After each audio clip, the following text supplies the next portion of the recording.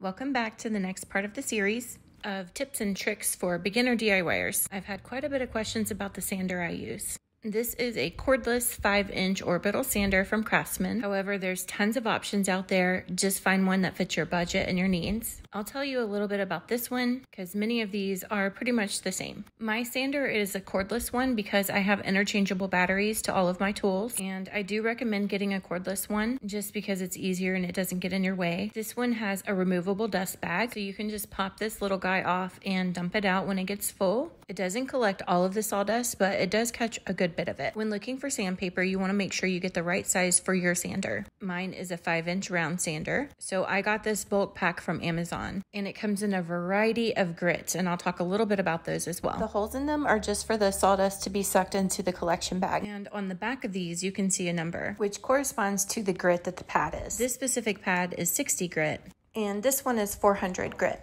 The back of these are designed to have Velcro on them, so they Velcro right to your sander. Just make sure you line up the holes. Just as an example, this is some rough cut cedar, and I've got this in 2x speed. But typically you want to sand with the grain, and with this sander you don't need to apply a lot of pressure. And for comparison, the board on the left has not been sanded yet. The middle board has been sanded with a 60 grit, and the board on the right has been sanded with a 60 grit and then a 120 grit. Typically, you want to start with a low grit and work up to a higher grit to get your smoothest finish. There is so much more to sanding. Let me know if you want a part 2, and I link the sanding pads in my bio. Okay, bye.